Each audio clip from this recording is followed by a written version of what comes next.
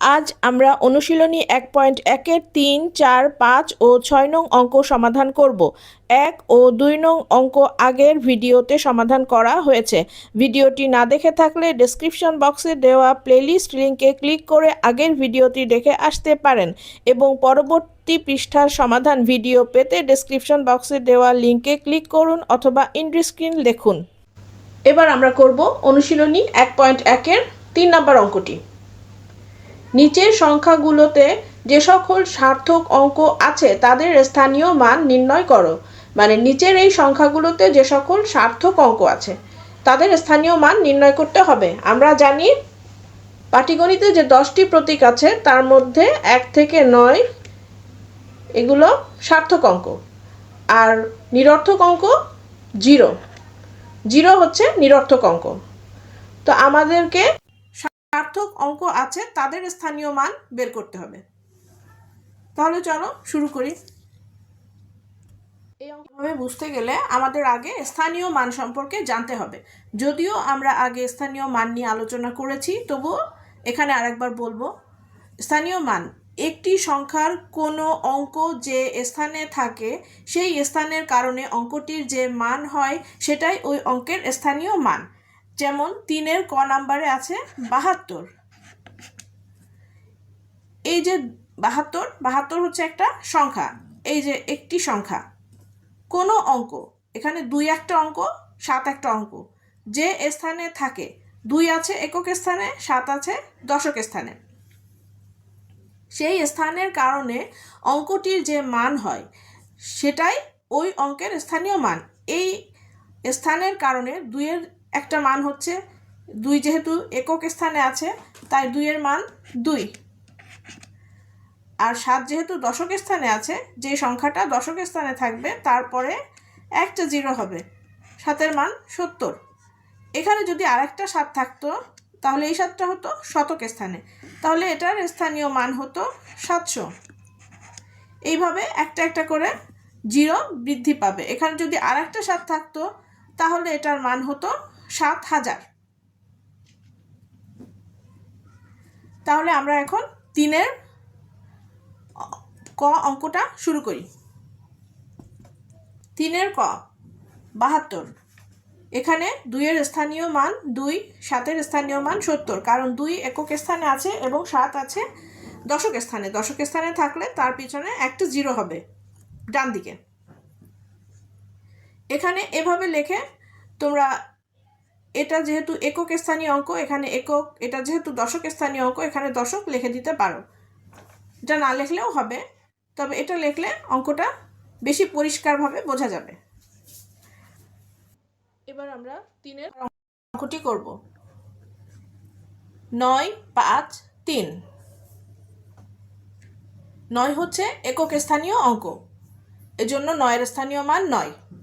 5 দশক স্থানীয় অঙ্ক, 5-এর স্থানীয় মান 50, কারণ দশক স্থানীয় অঙ্কের ডান দিকে একটা শূন্য হবে। 3 শতক স্থানীয় অঙ্ক, 3-এর মান 300, স্থানীয় মান 300, কারণ 3 হচ্ছে শতক স্থানীয় অঙ্ক, আর শতক স্থানীয় অঙ্কের ডান দিকে আরও দুটো শূন্য দিতে হবে। একটা জিনিস খেয়াল করি যে একক স্থানীয় অঙ্কগুলোর নিচে একক স্থানীয় অঙ্ক, দশক স্থানীয় অঙ্কর নিচে দশক স্থানীয় অঙ্ক, শতক স্থানীয় অঙ্কর নিচে শতক স্থানীয় অঙ্ক বসবে। এভাবে একটা একটা করে সংখ্যা ডান দিকে সরে যাবে। ঠিক এইভাবে করে সংখ্যাগুলো বসাতে হবে, না হলে কিন্তু অঙ্কটা ভুল হয়ে যাবে। আর আমরা যদি বুঝতে চাই যে আমাদের অঙ্কটা ঠিক আছে কিনা, তাহলে আমরা যোগ করে দেখতে পারি। যোগ করলে যোগফল এইটা হবে, তাহলে বুঝবো অঙ্কটা ঠিক আছে। এইটা যোগ করলে কিন্তু যোগফল 359 হয়, এখানেও 359 আছে। এবার আমরা করব গ নাম্বার। মান স্থানীয় মান 3, যেহেতু 3 একক স্থানীয় অঙ্ক। 0 যদিও আমাদের বলেছে যে আমরা সার্থক অঙ্কগুলোর মান বের করব, শুধু সুন্দর দেখানোর জন্য আমি এটা লিখছি, এটা না লিখলেও হবে। 0 এখানে দশক স্থানে আছে। এবার 2 হচ্ছে শতক স্থানীয় অঙ্ক, তাহলে আমাদের 2-এর পরে দুটো 0 বসাতে হবে। এবার 4 4 হচ্ছে সহস্র, তাই এই জন্য 4-এর পরে 3টা জিরো হবে। এটা শতক, এটা সহস্র। এটা যদি যোগ করি, যোগফলটা যে সংখ্যাটা দেওয়া আছে সেই সংখ্যাটাই হবে। এটা যোগ করে দেখানোর দরকার নেই, শুধু বোঝানোর জন্য দেখালাম। এবার 3-এর ঘ নাম্বার। 9-এর স্থানীয় মান 9, 9 যেহেতু একক স্থানীয় অঙ্ক তাই 9-এর স্থানীয় মান 9। 0 দশক স্থানে আছে তাই আমরা এখানে দুটো জিরো দিব। 8 শতক স্থানে আছে, এখানে 8 তারপর দুটো জিরো। এখানে আরেকটা জিরো, এখানে আমরা 4টা জিরো দেব যেহেতু এটা সহস্র স্থানে আছে। এটা না দিলেও হবে, কারণ শূন্য যে স্থানেই বসুক না কেন, তা একক দশক বা হাজার যে স্থানেই বসুক, যেমন এখানে 0 দশক, এখানে 0 হাজারের ঘরে বসেছে, সে 0 যে স্থানেই বসুক না কেন হিসাব করলে তার স্থানীয় মান সবসময় 0ই হবে। তবে সংখ্যাটি বড় করার জন্য বা সঠিক ঘর বজায় রাখার জন্য 0কে নির্দিষ্ট স্থানে বসানো খুব জরুরি। এই সংখ্যাটিকে বড় করার জন্য বা সঠিক ঘর বজায় রাখার জন্য আমরা এই শূন্যগুলো দিয়েছি, কিন্তু হিসাব করলে 0-এর স্থানীয় মান সবসময় 0ই হবে। এটা সহস্র। আর 7 আছে অযুত। 7 যেহেতু অযুতে আছে, স্থানীয় মান হবে 70,000। এটা মনে রাখতে হবে, আমরা সংখ্যাগুলো এইভাবে বসাবো, না হলে অঙ্কটা ভুল হয়ে যাবে। 3-এর ঙ নাম্বার অঙ্কটি, এই সংখ্যাটা অনেক বড়, এই জন্য এটা আমরা একটু অন্যভাবে করব লেখাটা পরিষ্কার রাখার জন্য। ওইটা আমি যেভাবে করব এটা কিন্তু নিয়ম না, নিয়ম সবসময় এভাবে ডান দিক থেকে করতে হবে। লেখাটা পরিষ্কার রাখার জন্য আমি তোমাদেরকে এভাবে দেখাবো যে পরীক্ষার খাতায় এভাবে লিখলে লেখাটা পরিষ্কার থাকবে। এই সংখ্যাটার মধ্যে কিন্তু 3টা জিরো আছে, 3টা শূন্য আছে। শূন্য যে স্থানেই বসুক না কেন, তা একক দশক বা হাজার যে স্থানেই বসুক না কেন, যেমন এখানে শতক স্থানে একটা শূন্য আছে, লক্ষ অযুত এই দুইটা ঘরে 2টা শূন্য আছে, যে স্থানেই শূন্য বসুক না কেন হিসাব করলে তার স্থানীয় মান সবসময় 0ই হবে। তবে সংখ্যাটি বড় করার জন্য বা সঠিক ঘর বজায় রাখার জন্য 0কে নির্দিষ্ট স্থানে বসানো খুব জরুরি। এখন আমরা আমাদের অঙ্কটা কিভাবে লিখব, এটা আমরা আগে দাগটা এভাবে দিয়ে নিব, নাহলে এত বড় সংখ্যা আমরা এককের নিচে একক, দশকের নিচে দশক এইভাবে বসাতে গেলে এলোমেলো হয়ে যায়। এই জন্য আমি তোমাদেরকে দেখাচ্ছি, তোমরা এভাবে পরীক্ষার খাতায় এইভাবে দাগ করে বসাতে পারো বড় সংখ্যার ক্ষেত্রে। সংখ্যা ছোট হলে এভাবে বসানোর দরকার নেই, তবে যদি ভুল না করো অঙ্কে তাহলে বসাতে পারো। এখানে 1-এর পরে কয়টা শূন্য হবে? 1 2 3 4 5 6 7 8। আমরা এখানে বসাবো 1-এর পরে 1 2 3 4 5 6 7 8। এখানে 3-এর পরে শূন্য হবে 1 2 3 4 5 5 6 7। তাহলে আমরা এই দিক থেকে 7টা শূন্য বসাই দিব, না হলে পরে সংখ্যা উল্টাপাল্টা হয়ে যায়। 2 3 5 6 7টা শূন্য আমরা বসিয়ে ফেলেছি। এবার 3, এই যে এই দাগটা একটু টেনে দিব, তাহলে বোঝা যাবে যে এটা এই 3-এর মান, স্থানীয় মান। এবার 0, এখানে 1 2 3 4 5 6 7টা জিরো দিয়ে দিব। 1 2 3 4 5 6 7, এই দাগটা টেনে দিব যেন বোঝা যায় যেটা এই জিরোর জন্য। এরপরে আমরা এখানে 1 1 2 3 4 5 6 6টা জিরো দিব। 1 2 3 4 5 6 6টা জিরো। এবার এই 4 4-এর পরে আমরা দিব 1 2 3 4 4টা জিরো। তাহলে 4-এর স্থানীয় মান 40,000। এবার 5 5 আছে একক, দশক, শতক, সহস্র ঘরে, তাহলে 5-এর স্থানীয় মান হবে 5,000। আবার জিরো, তাহলে আমরা এখানে 3টা জিরো দিয়ে দিব যেহেতু 3 শতক স্থানে আছে। এবার 7 আছে দশক স্থানে, 7-এর মান 70। 8 আছে একক স্থানে, 8-এর মান 8-এর স্থানীয় মান শুধু 8। এই সংখ্যাগুলো এইভাবে সাজিয়ে লেখার জন্য আমরা এইভাবে দাগ করে করলাম, কিন্তু আসলে আমরা গোনার সময় সব সময় ডান দিক থেকে গুনব। সংখ্যাটা ছোট হলে ডান দিক থেকেই লিখব। এটা একক, এখানে এটা হচ্ছে একক, এটা দশক, এটা শতক, সহস্র, অযুত, লক্ষ, নিযুত, কোটি। আর এটা হলো দশক কোটি। এরপরে যদি আরো সংখ্যা থাকতো তাহলে আমরা বলতাম শতক কোটি, সহস্র কোটি। এবার আমরা করব 3-এর 6 নাম্বার। এই সংখ্যাটিও অনেক বড়। 1 2 3 4 5 6 7 8। তাহলে 2-এর স্থানীয় মান হবে 2-এর পরে 8টা জিরো। 5-এর স্থানীয় মান হবে 1 2 3 4 5 6 7। 5-এর পরে 7টা জিরো। 1 2 3 4 5 6 7। জিরোর এখানে 7টা জিরো। এই জিরোতে 6টা জিরো। এই জিরোতে 5টা জিরো। এখানে 9 যেহেতু একক, দশক, শতক, সহস্র ঘরে আছে, এই জন্য 9 এর স্থানীয় মান 9,000। 7-এর স্থানীয় মান 700। এখানে জিরো, দুটো জিরো। 9-এর স্থানীয় মান 9। একক, দশক, শতক, সহস্র, অযুত, লক্ষ, নিযুত, কোটি, দশক কোটি। এবার আমরা করব 3-এর 6 নাম্বার অঙ্কটি।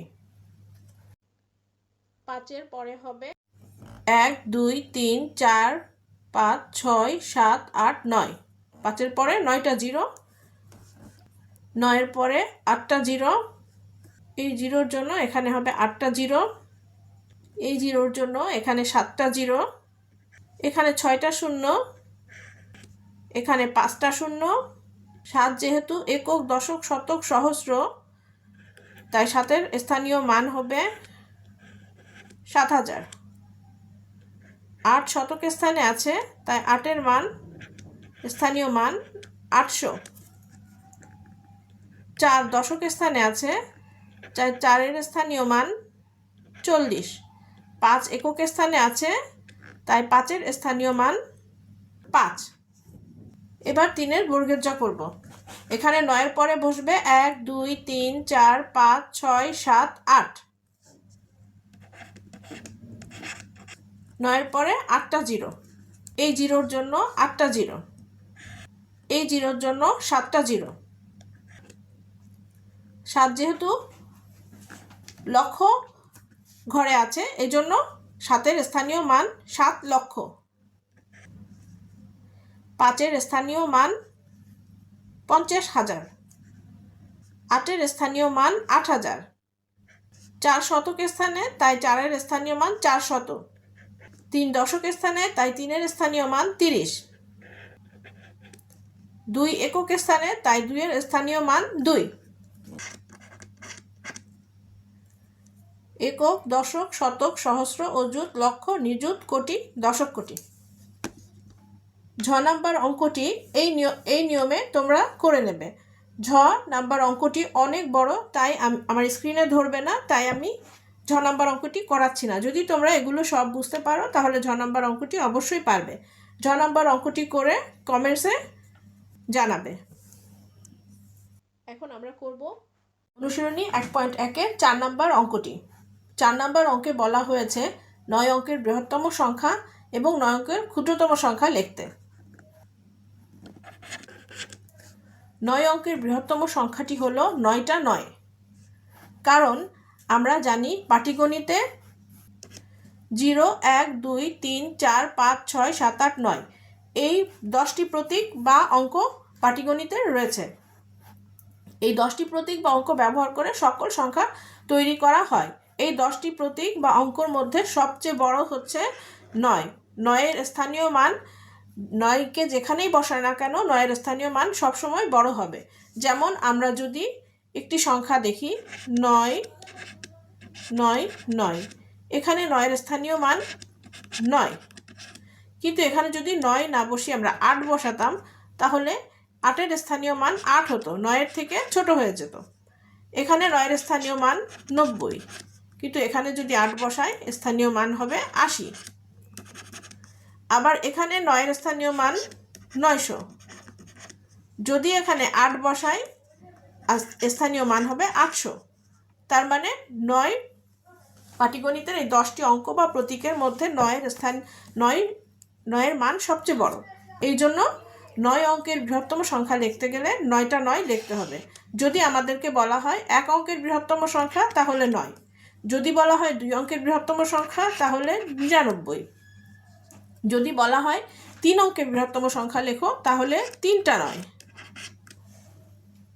এভাবে যতগুলো অঙ্ক বাড়ে ততগুলো 9 বসালে সেই অঙ্কের বৃহত্তম সংখ্যাটি পাওয়া যাবে।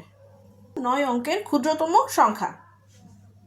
9 অঙ্কের ক্ষুদ্রতম সংখ্যা হলো 1-এর পরে 8টা 0, কারণ আমরা জানি যে পাটিগণিতের 10টি প্রতীক বা অঙ্ক আছে, তার মধ্যে সবচেয়ে ছোট হচ্ছে 0। 0-র মান সবচেয়ে ছোট। কিন্তু আমরা যদি 0কে প্রথমে বসাই তাহলে এখানে যদি 1 না বসিয়ে 0 বসাতাম তাহলে মোট 9টা 0 হতো, আর 9টা 0 হলে সেটা কোনো সংখ্যা হয় না, সেটা 0 হয়ে যায়। এই জন্য 0-র পরে যেই ছোট প্রতীক বা অঙ্কটি আছে সেটা হলো 1, এই জন্য 1 আমরা প্রথমে বসাবো এবং 9টা, যেহেতু 9টা অঙ্ক হতে হবে তাই 1-এর পরে আমরা 8টা 0 বসিয়ে দেব, তাহলে হয়ে যাবে 9 অঙ্কের ক্ষুদ্রতম সংখ্যা। এবার আমরা করব অনুশীলনী 1.1-এর 5 নাম্বার অঙ্কটি। এখানে বলা হয়েছে 7 অঙ্কের ক্ষুদ্রতম সংখ্যা। এই যে কতে যে প্রতীকগুলো, এই প্রতীকগুলো মাত্র একবার ব্যবহার করে 7 অঙ্কের ক্ষুদ্রতম সংখ্যা লিখতে হবে। এবার আমাদের প্রতীকগুলো নির্দিষ্ট করে দিয়েছে, এই প্রতীকগুলো ব্যবহার করে 7 অঙ্কের ক্ষুদ্রতম সংখ্যা লিখতে হবে। আমরা যদি এই প্রতীকগুলোকে ছোট থেকে বড় ক্রম অনুসারে সাজাই তাহলেই আমরা 7 অঙ্কের ক্ষুদ্রতম সংখ্যাটি পেয়ে যাব। এখানে সবচেয়ে ছোট 1, তারপর 2, তারপর 3, তারপর 4, 4, 5, 8, 9, তাহলে এই সংখ্যাটি হলো 7 অঙ্কের ক্ষুদ্রতম সংখ্যা। এই প্রতীকগুলো ব্যবহার করে আমরা 7 অঙ্কের ক্ষুদ্রতম সংখ্যা লিখেছি। এবার এই প্রতীকগুলো ব্যবহার করে আমাদের 7 অঙ্কের বৃহত্তম সংখ্যা লিখতে হবে। এই অঙ্কগুলোকে বড় থেকে ছোট ক্রম অনুসারে সাজালে আমরা 7 অঙ্কের বৃহত্তম সংখ্যাটি পেয়ে যাব। এখানে সবচেয়ে বড় 9, তারপর 8, 5, 4, 3, 2, 1, এটাই হচ্ছে 7 অঙ্কের। এই প্রতীকগুলো একবার ব্যবহার করে 7 অঙ্কের বৃহত্তম সংখ্যা, আর এটা হচ্ছে 7 অঙ্কের ক্ষুদ্রতম সংখ্যা। ক্ষুদ্রতম সংখ্যাটা এই পাশে লিখতে হবে, আমি এই পাশে লিখে দেই ক্ষুদ্রতম সংখ্যা। এবার আমাদের এই প্রতীকগুলো একবার ব্যবহার করে 7 অঙ্কের বৃহত্তম ও ক্ষুদ্রতম সংখ্যা লিখতে হবে। এখানে বড় থেকে ছোট ক্রম অনুসারে সাজালে আমরা 7 অঙ্কের বৃহত্তম সংখ্যাটি পেয়ে যাব। এখানে সবচেয়ে বড় 9, 8, 7, 5, 4, 3, 0, এটাই 7 অঙ্কের বৃহত্তম সংখ্যা। এবার আমরা এই প্রতীকগুলো ব্যবহার করে 7 অঙ্কের ক্ষুদ্রতম সংখ্যা লিখব। ছোট থেকে বড় ক্রম অনুসারে লিখলেই আমরা 7 অঙ্কের ক্ষুদ্রতম সংখ্যাটি পেয়ে যাব এবং এই প্রত্যেকটা প্রতীক একবারই ব্যবহার করা যাবে। এখানে সবচেয়ে ছোট 0, কিন্তু আমরা 0 লিখব না, আমরা 0 থেকে ছোট যেটা, 0-র পরে যেটা ছোট সবচেয়ে সেটা আগে লিখব, কারণ প্রথমে যদি আমরা 0 লিখি তাহলে ওটা কোনো সংখ্যা হবে না, মানে 5 অঙ্কের হয়ে, এখানে 7 অঙ্কের চাচ্ছে, 6 অঙ্কের হয়ে যাবে। আমাদেরকে 7 অঙ্কের একটি ক্ষুদ্রতম সংখ্যা লিখতে হবে। এখানে সবচেয়ে ছোট 0-র পরে 3, তারপরে আমরা 0 লিখব, তারপর 4, 5, 7, 8, 9। এটাই হলো 7 অঙ্কের ক্ষুদ্রতম সংখ্যা এই প্রতীকগুলো একবার ব্যবহার করে। এবার আমরা করব অনুশীলনী 1.1-এর 6 নম্বর অঙ্কটি। 6 নম্বর অঙ্কটি হচ্ছে 7, 3, 4, 5, 5। এর অঙ্কগুলো ভাবে সাজালে যে সংখ্যা হয় তা কথায় প্রকাশ করো। মানে এই সংখ্যাটির অঙ্কগুলো আমরা বিপরীতভাবে সাজাবো। এগুলো বিপরীতভাবে সাজালে হয় 5, 5, 4, 3, 7। এটা আমাদের কথায় প্রকাশ করতে হবে। তাহলে আমরা এটা কথায় প্রকাশ করি একক, দশক, শতক, সহস্র ও যুগ। তাহলে হয় 55,407। আজকের মতো এখানেই শেষ, দেখা হবে পরের ভিডিওতে।